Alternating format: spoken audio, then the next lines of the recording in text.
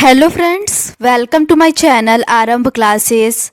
आज के इस वीडियो में हम लोग बीपीएससी टीआरई क्लास 6 to 8, 9, 10 और 11, 12 के लिए हिस्ट्री के प्रैक्टिस सेट और पीवाईक्यू को आपके साथ सॉल्व करेंगे। इस बुक में क्लास 6 से लेके 12 तक सभी चैप्टर्स के एनसीईआरटी और एससीईआरटी बेस्ड पीवाईक्यू दिए हुए हैं। इसके साथ ही BPSC TRE 1, 2, 3, DSSB TGT PGT, KVS TGT PGT, NVS TGT PGT और ईएमआरएस में जो भी हिस्ट्री के क्वेश्चन पूछे गए हैं वो सभी दिए हुए हैं। तो बिना देर किए चलिए आज का ये वीडियो शुरू करते हैं। इसके ऊपर के क्वेश्चंस का डिस्कशन हम लोगों ने इस सीरीज़ के प्रीवियस पार्ट में कर लिया है। आज हम लोग उसके आगे के क्वेश्चंस का डिस्कशन आपके साथ करेंगे। आगे के प्रश्न जीविका अर्थव्यवस्था एवं समाज से संबंधित है।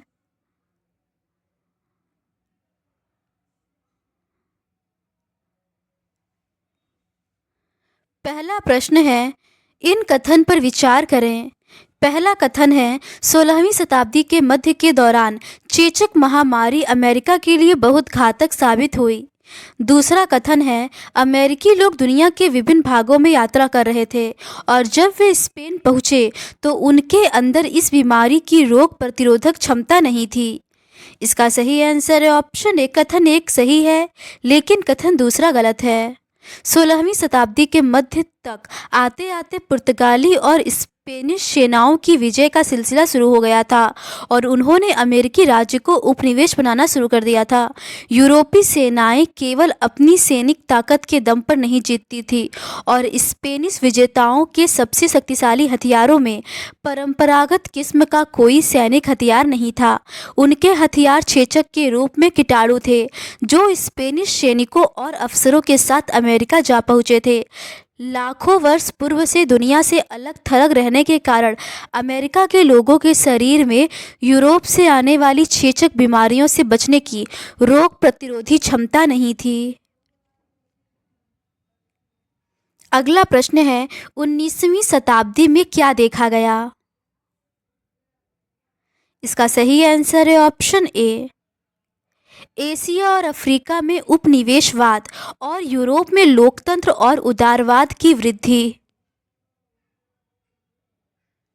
19वीं शताब्दी का समय एक बड़े बदलाव का समय था। इस समय एशिया और अफ्रीका उपनिवेशवाद और यूरोप में लोकतंत्र और उदारवाद में वृद्धि देखी गई। साथ ही साथ कृषि, उद्योग, अर्थव्यवस्था, परिवहन और व्यापार वाणिज्य के क्षेत्र में भी वृद्धि देखी गई। विकास के परिणाम स्वरूप एक प्रतिस्पर्धी समाज उभर के सामने आया। अगला प्रश्न है, 1820 से लेकर 1913 के बीच किन देशों ने यूरोप से अनाज का आयात किया जिससे कृषि कीमतों में गिरावट आई? इसका सही आंसर है ऑप्शन बी। संयुक्त राज्य अमेरिका और कनाडा। 1820 से लेकर 1913 के बीच में संयुक्त राज्य अमेरिका और कनाडा ने यूरोप से अनाज का आयात किया जिससे कृषि कीमतों में गिरावट आई। दरअसल 19वीं शताब्दी में ब्रिटेन में कृषि कीमतों में भारी गिरावट आई थी जिसके कारण अमेरिकी राज्यों ने यूरोप से अनाज का आयात करना प्रारंभ कर दिया था। अगला प्रश्न है, विश्व बैंक का गठन किस घटना के तुरंत बाद किया गया था? इसका सही आंसर है ऑप्शन बी। द्वितीय विश्व युद्ध। विश्व बैंक का गठन द्वितीय विश्व युद्ध की घटना के तुरंत बाद किया गया था। अंतर्राष्ट्रीय पुनर्निर्माण और विकास बैंक और अंतर्राष्ट्रीय मुद्रा कोष की स्थापना एक साथ वर्ष 1944 में अमेरिका के न्यू हैम्पशायर में ब्रेटन वुड्स सम्मेलन के दौरान हुई थी। ब्रेटन वुड्स सम्मेलन को आधिकारिक तौर पर संयुक्त राष्ट्र मौद्रिक और वित्तीय सम्मेलन के रूप में जाना जाता है।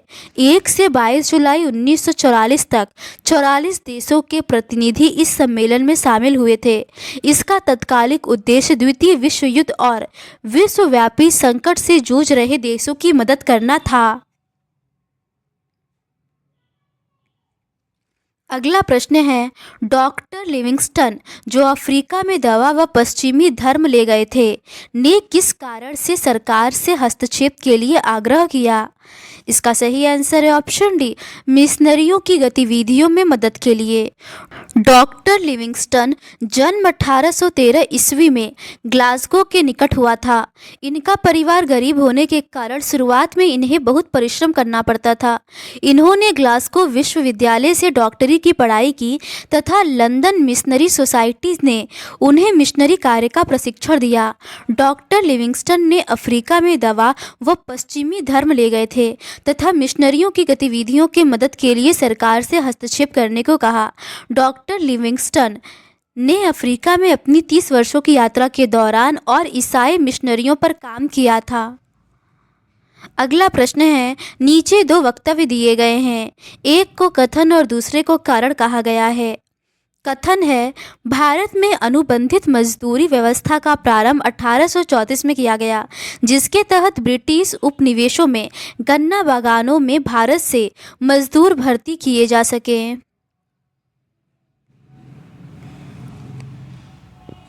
कारण है, अनुबंधित मजदूरी व्यवस्था को भारत में शुरू करने का तात्पर्य 19वीं सदी में व्याप्त अकालों से पीड़ित गरीबों को राहत दिलाने से था।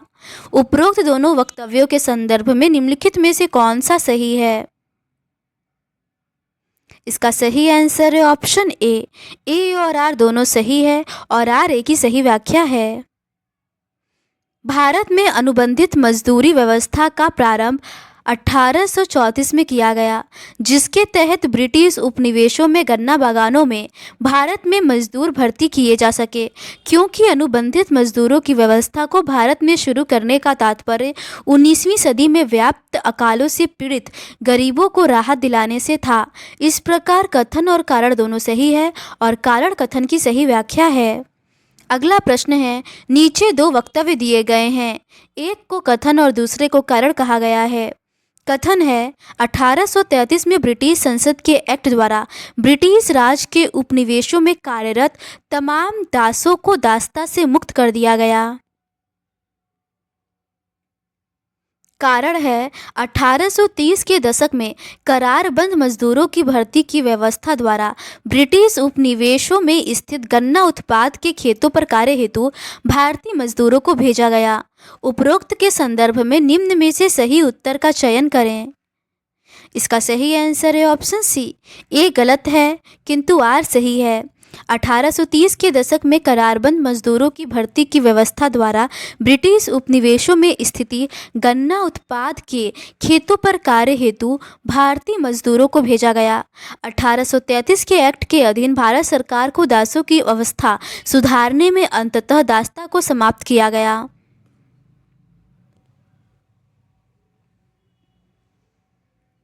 अगला प्रश्न है, 1834 से 1920 तक नियमित रूप से भारत के बंदरगाहों से विभिन्न धर्मों, वर्गों और जाति और समुदाय के लोगों को जहाज से ले जाते थे, जो किस देश में वृक्षारोपण में से कम 5 साल तक काम करने के लिए नियुक्त थे?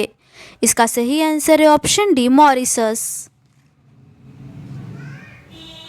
सन 1834 से लेकर 1920 तक भारत के अनेकों बंदरगाहों से नियमित रूप से जहाज आते थे। उन जहाज़ों में विभिन्न धर्मों, लिंगों, वर्गों व जातियों के भारतीय लोग होते थे, जिन्हें कम से कम 5 साल के लिए मॉरिशस के बागानों में मजदूरी करने के लिए पहुंचाया जाता था। भारत के ज़्यादातर अनुबंधित श्रमिक मौजूदा पूर्वी उत्तर प्रदेश, बिहार, मध्य भारत और तमिलनाडु के सूखे इलाकों से जाते थे। अगला प्रश्न है, चलो जहाजी का तात्पर्य क्या है? इसका सही आंसर है ऑप्शन सी, एक पुस्तक का शीर्षक जिसकी विषय वस्तु करारबंद मजदूरों का अप्रवासन है। चलो जहाजी एक पुस्तक का शीर्षक था जिसकी विषय वस्तु करारबंद मजदूरों का अप्रवासन था। 20वीं शताब्दी में भारत से कई पश्चिमी देशों को करारबंद मजदूर भेजे गए। कुछ इस तरह के मजदूर अफ्रीका व दक्षिण पूर्व एशिया में भी भेजे गए। इस प्रकार के मजदूरों से कृषि मूलतः नील की खेती करवाई जाती थी। इस प्रकार गए मजदूर बाद में वहीं बस गए। अगला प्रश्न है, ब्रिटिश की आर्थिक नीतियों के कारण पूरी तरह से बर्बाद हुए भारतीय उद्योग थे। इसका सही आंसर है ऑप्शन ए, खांड और पोत निर्माण। ब्रिटिश की आर्थिक नीतियों के कारण खांड और पोत निर्माण पूरी तरीके से बर्बाद भारतीय उद्योग थे। 1750 के दशक तक भारतीय सौदागरों का व्यापारिक गतिविधियां कमजोर पड़ने लगी थी क्योंकि यूरोपीय कंपनियों की ताकत बढ़ती जा रही थी। पहले उन्होंने स्थानीय शासकों के दरबारों से कई तरह की रियायतें हासिल की और उसके बाद उन्होंने व्यापार पर इजारेदारी अधिकार प्राप्त कर लिए। इन बंदरगाहों से होने वाले निर्यात में नाटकीय कमी आई।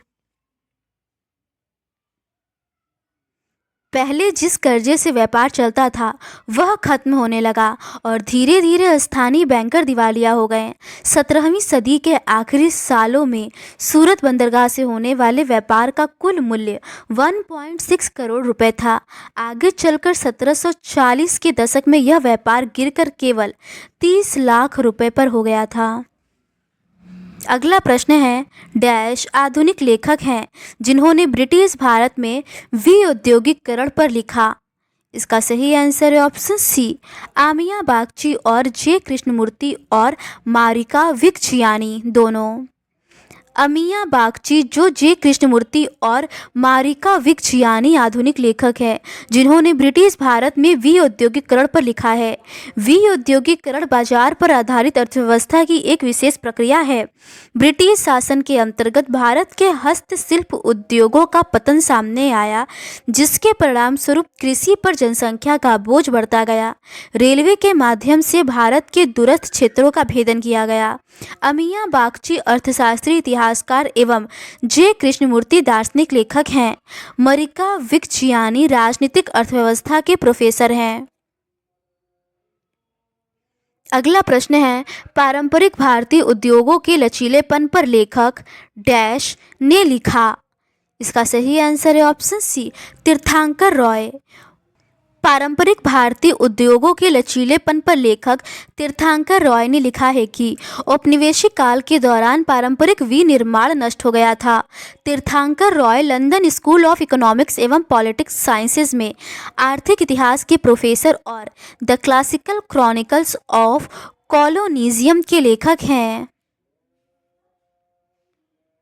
अगला प्रश्न है, औपनिवेशिक नीतियों के खिलाफ प्रतिक्रिया और व्यावसायिक गतिविधियों को व्यवस्थित करने के लिए भारतीय व्यापारियों और उद्योगपतियों ने भारतीय औद्योगिक और वाणिज्यिक कांग्रेस का गठन कब किया। इसका सही आंसर है ऑप्शन सी, 1920 में। भारतीय औद्योगिक और वाणिज्यिक कांग्रेस का गठन 1920 में हुआ था। प्रथम विश्व युद्ध के समय व उसके पश्चात उभरता नवोदित भारतीय पूंजीपति वर्ग अंग्रेज नीतियों के खिलाफ होता जा रहा था तथा आयात दरों एवं युक्ति संगत विनिमय दर की मांग करने के लिए इस संगठन की स्थापना की गई थी। 1927 में भारतीय वाणिज्य एवं उद्योग परिसंघ की स्थापना की गई थी। अगला प्रश्न है, यूरोप में औपनिवेशिक विवादों के संदर्भ में निम्नलिखित में से कौन सा कथन सही है। पहला है, अफ्रीका और एशिया ने यूरोपीय शक्तियों के बीच एक बड़ा टकराव उत्पन्न किया। दूसरा है, ऑस्ट्रिया और हंगरी प्रमुख यूरोपीय शक्तियां हैं जिन्होंने उपनिवेशों के लिए लड़ाई लड़ी। इसका सही आंसर है ऑप्शन ए, केवल एक सही है। यूरोप में औपनिवेशिक विवादों के संदर्भ में अफ्रीका और एशिया ने यूरोपीय शक्तियों के मध्य टकराव उत्पन्न कर दिया। 19वीं शताब्दी के अंत तक औद्योगिक क्रांति प्रारंभ हो गई थी। यूरोपीय देशों को कच्चे माल और तैयार माल को बेचने के लिए एक बाजार की आवश्यकता थी। इन देशों ने अफ्रीका और एशिया में अपने अपने उपनिवेशों की स्थापना की। एशिया और अफ्रीका में उपनिवेशों की स्थापना करने के लिए ब्रिटेन, फ्रांस, हॉलैंड, पुर्तगाल जैसे यूरोपीय देशों में होड़ मच गई। उदाहरणतः भारत में ब्रिटिश फ्रांस युद्ध और ब्रिटिश एवं पुर्तगाल के बीच युद्ध ने यह निश्चित कर दिया कि भारत किसका उपनिवेशी साम्राज्य होगा। अगला प्रश्न है, निम्नलिखित में से कौन भारत में ब्रिटिश कालीन औद्योगिकरण का प्रभाव नहीं था। इसका सही आंसर है ऑप्शन डी, 19वीं सदी की शुरुआत तक भारत में ओक के जंगल का लुप्त होना। भारत में ब्रिटिश कालीन औद्योगिकरण का प्रभाव 19वीं सदी की शुरुआत तक भारत में ओक के जंगल का लुप्त होना नहीं था। 19वीं सदी की शुरुआत तक इंग्लैंड में बलूत के जंगल लुप्त होने लगे थे।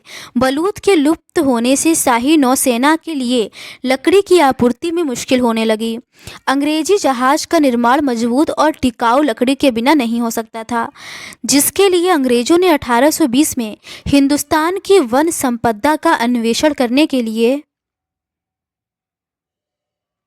एक दस्ता भेजा था। इसके बाद से ही भारी मात्रा में लकड़ी का निर्यात हिंदुस्तान से किया जाने लगा, जबकि भारत में ब्रिटिश कालीन औद्योगिकरण का प्रभाव, निर्वनीकरण, रेल लाइनों का प्रसार और व्यावसायिक फसलों के उत्पादन पर व्यापक रूप से पड़ा था। अगला प्रश्न है, 19वीं शताब्दी में अपनाई गई संरक्षणात्मक नीति के बारे में निम्न में से कौन सा कथन सत्य है? इसका सही आंसर है ऑप्शन सी। तमाम देशों ने अपने आयातित सामान पर भारी आयात शुल्क का बोझ डाला। 19वीं शताब्दी में अपनाई गई संरचनात्मक नीति के तहत तमाम देशों ने अपने आयातित सामान पर भारी आयात शुल्क का बोझ डाला। संरचनात्मक नीति बाह्य वस्तुओं के आयात को हतोत्साहित करने की नीति थी, जिसके तहत भारी आयात शुल्क लगाया जाता था, जिससे बाह्य सामान एवं उनके बाजारों में ऊंचे दर पर बिके। इससे स्थानीय सामान उनके साथ प्रतिस्पर्धा कर सकते थे। पहले विश्व युद्ध तक यूरोपीय प्रबंधकीय एजेंसियां भारतीय उद्योगों के विशाल क्षेत्र का नियंत्रण करती थीं। अगला प्रश्न है, निम्नलिखित में से कौन उपनिवेशवाद की अवधारणा के अनुरूप नहीं है? इसका सही आंसर है ऑप्शन डी। यह नव उपनिवेशवाद का एक रूप है। जब कोई देश या संस्था किसी देश की अर्थव्यवस्था पर नियंत्रण स्थापित कर अपने हित में दूसरे देश के भौतिक संसाधनों का दोहन करता है, तो यह प्रक्रिया उपनिवेशवाद कहलाती है। उपनिवेशवाद में प्रभुत्वशाली देश द्वारा दूसरे देश पर राजनीतिक नियंत्रण स्थापित कर लिया जाता था, जबकि नव उपनिवेशवाद एक आधुनिक संकल्पना है जिसमें मुक्त व्यापार के नाम पर विकसित देश विकासशील देशों की अर्थव्यवस्था को नियंत्रित करते हैं। नव उपनिवेशवादी देश दूसरे देशों पर प्रत्यक्ष राजनीतिक नियंत्रण तो नहीं स्थापित करता है, पर अपने हित में पिछड़े देशों की आर्थिक गतिविधियों को नियमित व नियंत्रित करता है। अगला प्रश्न है, भारत में उपनिवेशवाद के संदर्भ में निम्नलिखित कथनों पर विचार करें। पहला कथन है, हर सामाजिक वर्ग और समूह पर उपनिवेशवाद का असर एक जैसा है। दूसरा कथन है, उपनिवेश विरोधी आंदोलनों में स्वतंत्रता के मायने हर वर्ग और समूह के लिए भिन्न है। उपरोक्त में से कौन सा कथन सही है? इसका सही आंसर है ऑप्शन डी। कथन एक गलत है, परंतु कथन दो सही है। कथन एक गलत है क्योंकि हर सामाजिक वर्ग और समूह पर उपनिवेशवाद का असर एक समान नहीं था। उपनिवेश विरोधी आंदोलनों में स्वतंत्रता के मायने हर वर्ग और समूह के लिए भिन्न था। भारत में अंग्रेजों ने अपना उपनिवेश किसानों व स्वतंत्र रूप से नियुक्त मजदूरों के सहारे स्थापित किया था। इनसे जबरन काम लिया जाता था। बड़े भूस्वामी, जमींदार, साहूकार एवं समाज के प्रतिष्ठित व्यक्ति अंग्रेजों के पक्ष में थे और उनकी हर बात मान लेते थे। इन संपन्न व्यक्तियों का रहन सहन सामान्य व्यक्तियों जैसे किसान, मजदूर आदि से कहीं अधिक उच्च स्तर का था। जिन्होंने अंग्रेजों की बात नहीं मानी, उन्हें या तो मार दिया जाता था या फिर उनकी जमींदारी, भूमि संबंधी अधिकार तथा शासन करने का अधिकार छीन लिया जाता था।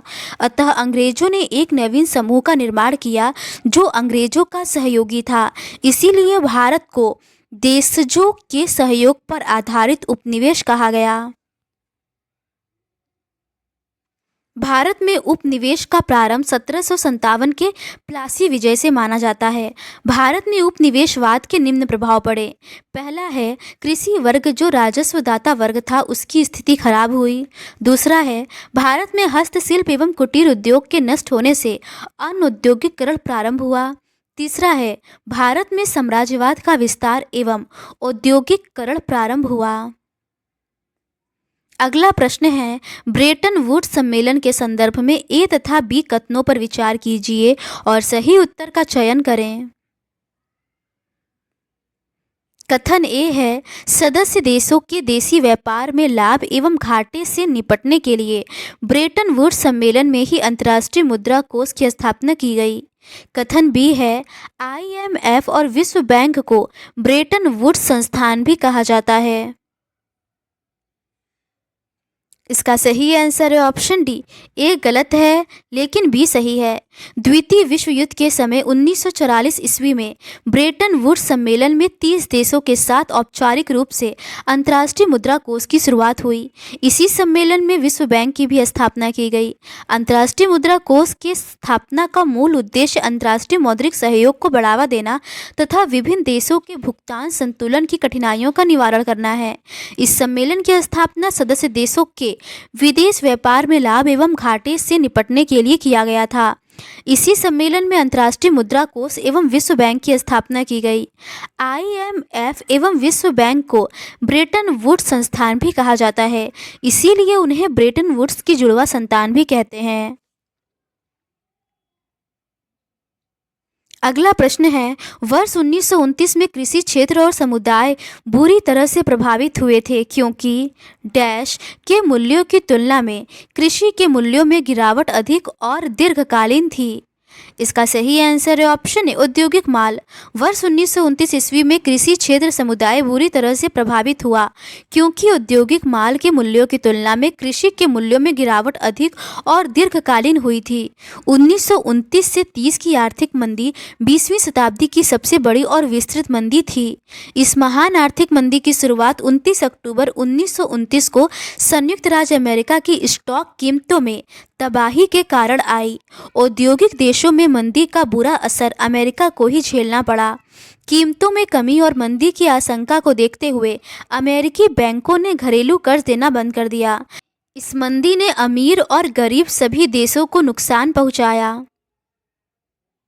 अगला प्रश्न है, कौन से दो देश द्वितीय विश्व युद्ध में जर्मनी पर युद्ध की घोषणा करने में सबसे आगे थे?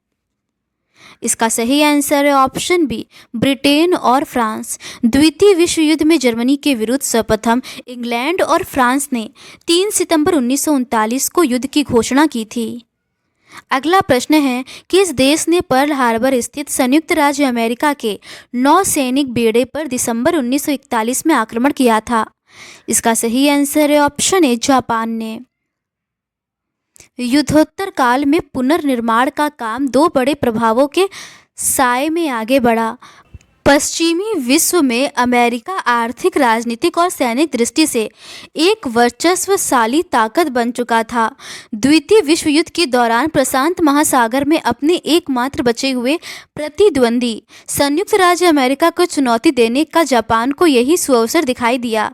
अतः जापान ने 7 दिसंबर 1941 ईस्वी को युद्ध की घोषणा किए बिना अचानक प्रशांत महासागर के हवाई द्वीप समूह में स्थित पर्ल हार्बर पर हवाई जहाज तथा पनडुब्बियों से आक्रमण करके उसका बहुत बड़ा भाग नष्ट कर दिया। परिणाम स्वरूप 8 दिसंबर 1941 को अमेरिका और इंग्लैंड ने जापान के विरुद्ध युद्ध की घोषणा कर दी और इस प्रकार युद्ध ने एक वास्तविक विश्व युद्ध का रूप धारण कर लिया। अगला प्रश्न है, 1945 में कितने देशों ने यूएनओ चार्टर पर हस्ताक्षर किए थे? इसका सही आंसर है ऑप्शन डी, 51 देश ने। द्वितीय विश्व युद्ध के तुरंत बाद 24 अक्टूबर 1945 को संयुक्त राष्ट्र संघ की स्थापना सैन फ्रांसिस्को USA में हुई। संयुक्त राष्ट्र के संस्थापक देशों की संख्या 51 थी। 26 जून 1945 ईस्वी को अधिकार पत्र पर तो केवल 50 देशों ने हस्ताक्षर किए थे। बाद में इस पर हस्ताक्षर कर पोलैंड 51 संस्थापक सदस्य देश बन गया।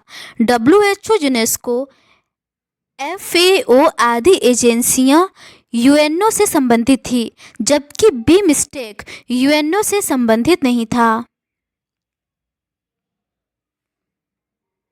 अगला प्रश्न है, कौन से अंतर्राष्ट्रीय संगठन ने द्वितीय विश्व युद्ध के तुरंत बाद अपने आप को स्थापित किया था? इसका सही आंसर है ऑप्शन बी, यूएनओ ने। अगला प्रश्न है, कौन से अंतर्राष्ट्रीय संगठन ने द्वितीय विश्व युद्ध के तुरंत बाद अपने आप को स्थापित किया था? इसका सही आंसर है ऑप्शन बी, यूएनओ ने। अगला प्रश्न है, निम्नलिखित में से कौन सी एजेंसी यूएनओ से संबंधित नहीं है? इसका सही आंसर है ऑप्शन डी, बिमस्टेक। अगला प्रश्न है, 6 अगस्त 1945 की सुबह अमेरिका ने जापान के ऊपर जो बम गिराया था उसका नाम क्या था? इसका सही आंसर है ऑप्शन बी, लिटिल बॉय। द्वितीय विश्व युद्ध के दौरान 6 अगस्त 1945 ईस्वी को जापानी शहर हिरोशिमा पर गिराए गए परमाणु बम का नाम लिटिल बॉय था। यह युद्ध में इस्तेमाल होने वाला पहला परमाणु बम था। यह लगभग 15 किलो टन टीएनटी की ऊर्जा के साथ फटा था। इसके पश्चात 2 सितंबर 1945 को यूएसए नौसेना युद्धपोत यूएसए मिसोरो पर आयोजित किया गया था। जापानी सरकार ने आत्मसमर्पण दस्तावेज पर हस्ताक्षर किए, जिससे शत्रुता समाप्त हो गई। अगला प्रश्न है, द्वितीय विश्व युद्ध के अंत में जापान ने कब और कहां समर्पण के दस्तावेजों पर अंततः हस्ताक्षर किया? इसका सही आंसर है ऑप्शन बी, 2 सितंबर 1945 को अमेरिकी युद्धपोत मिसौरी पर। अगला प्रश्न है, द्वितीय विश्व युद्ध में डैश ने पोलैंड को हर संभव सहायता प्रदान करने का आश्वासन दिया? इसका सही आंसर है ऑप्शन बी, ब्रिटेन और फ्रांस ने। द्वितीय विश्व युद्ध एक वैश्विक संघर्ष था जो 1939 से 1945 के बीच हुआ था। उस समय सभी महान शक्तियों सहित दुनिया के अधिकांश देशों ने 2 प्रतिस्पर्धी सैन्य संगठन, मित्र राष्ट्र और धुरी राष्ट्र के रूप में विभाजित थे। एडोल्फ हिटलर के नेतृत्व में नाजी जर्मनी द्वारा पोलैंड पर आक्रमण को व्यापक रूप से द्वितीय विश्व युद्ध की शुरुआत के रूप में देखा जाता है। 3 सितंबर 1939 को ब्रिटेन और फ्रांस ने जर्मनी के खिलाफ युद्ध की घोषणा की और पोलैंड को हर संभव सहायता प्रदान करने का आश्वासन दिया गया। 27 सितंबर 1940 को त्रिपक्षीय समझौते पर हस्ताक्षर करके जापान ने जर्मनी और इटली के साथ गठबंधन कर लिया। अगला प्रश्न है, द्वितीय विश्व युद्ध का निम्नलिखित में से कौन सा गठबंधन सही है? पहला है ब्रिटेन, फ्रांस, सोवियत संघ, यूएसए। दूसरा है जर्मनी, इटली और जापान। इसका सही आंसर है ऑप्शन ए, पहला और दूसरा दोनों सही है। अगला प्रश्न है, द्वितीय विश्व युद्ध किस वर्ष प्रारंभ हुआ था? इसका सही आंसर है ऑप्शन बी, 1939 में। अगला प्रश्न है, ब्रेटन वुड्स सम्मेलन का मुख्य उद्देश्य था? इसका सही आंसर है ऑप्शन डी, उपर्युक्त में से एक से अधिक। ब्रेटन वुड्स सम्मेलन का मुख्य उद्देश्य औद्योगिक विश्व की आर्थिक स्थिरता एवं पूर्ण रोजगार विश्व व्यापार संगठन के माध्यम से वैश्विक आर्थिक स्थिरता लाना एवं द्वितीय विश्व युद्ध से उपजी आर्थिक मंदी को कम करना था। 1960 के दशक से ही विदेशों में अपनी गतिविधियों की भारी लागत ने अमेरिका की वित्तीय और प्रतिस्पर्धी क्षमता को कमजोर कर दिया था। 70 के दशक के मध्य से अंतर्राष्ट्रीय वित्तीय संस्थानों में भी भारी बदलाव आ चुके थे। पहला, दूसरा और तीसरा तीनों ही कथन सही दिया हुआ है। अगला प्रश्न है, वैश्वीकरण के संदर्भ में कौन सा सही है? इसका सही आंसर है ऑप्शन डी, उपर्युक्त में से एक से अधिक। वैश्वीकरण आमतौर पर एक ऐसी आर्थिक व्यवस्था को कहते हैं जो मोटे तौर पर पिछले लगभग 50 सालों में उभर कर सामने आई। भूमंडलीकरण के कारण देशों के बीच व्यापार में वृद्धि होती है, साथ ही आर्थिक संबंध मजबूत होते हैं। विभिन्न क्षेत्रों में नवीनतम तकनीक और वैज्ञानिक विकास होता है। इसके साथ ही लोगों के बीच विचारों, भूमिकाओं तथा सांस्कृतिक मान्यताओं आदि का आदान प्रदान होता है। इसे मुख्यतः 5 प्रकारों राजनीतिक, आर्थिक, सांस्कृतिक, तकनीकी और संस्थागत के रूप में संदर्भित किया जाता है। अगला प्रश्न है, संयुक्त राज्य अमेरिका ने 1929 में महामंदी से उभरने के लिए डैश के रूप में जाना जाने वाला सुधार कार्यक्रम शुरू किया? इसका सही आंसर है ऑप्शन बी, न्यू डील या नए सौदे। संयुक्त राज्य अमेरिका ने 1929 के महामंदी से उभरने के लिए न्यू डील के रूप में सुधार कार्यक्रम शुरू किया था। यह कार्यक्रम अमेरिका के तत्कालिक राष्ट्रपति फ्रैंकलिन डी रूजवेल्ट द्वारा शुरू किया गया था। इस कार्यक्रम का उद्देश्य अमेरिकियों की समृद्धि बहाल करना था। न्यू डील ने आमतौर पर सरकार द्वारा नियंत्रित अर्थव्यवस्था की अवधारणा को अपनाया, जिसका उद्देश्य परस्पर विरोधी आर्थिक हितों के बीच संतुलन हासिल करना था। न्यू डील ने अमेरिकी अर्थव्यवस्था और अमेरिकी लोगों के कल्याण के लिए संघीय जिम्मेदारी स्थापित की और अमेरिकी लोकतंत्र में लोगों के समृद्धि को बहाल किया। अगला प्रश्न है, अमेरिका में नई डील नीति की शुरुआत 1929 की आर्थिक मंदी के पश्चात लागू विभिन्न सुधारों के संदर्भ में। इसका सही आंसर है option D, Franklin D Roosevelt. अगला प्रश्न है, वाणिज्य का मॉन्डिलाइजेशन का अर्थ है। इसका सही आंसर है ऑप्शन बी, वैश्वीकरण। वैश्वीकरण वह शब्द है जिसका उपयोग दुनिया की अर्थव्यवस्था, संस्कृति और आबादी की बढ़ती आवश्यकताओं का वर्णन करने के लिए किया जाता है, जो वस्तुओं, सेवाओं, प्रौद्योगिकी और निवेश के प्रवाह, लोगों की सूचना में सीमा पार व्यापार द्वारा लाया जाता है।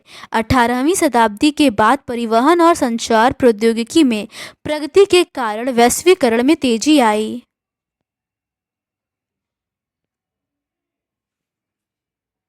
तो आज के इस वीडियो में बस इतना ही। औद्योगिकरण का युग से संबंधित प्रश्नों का डिस्कशन हम लोग इस सीरीज़ के नेक्स्ट पार्ट में करेंगे। अगर आपको ये सीरीज़ पसंद आती है तो please do subscribe to my channel and like this video. Thank you.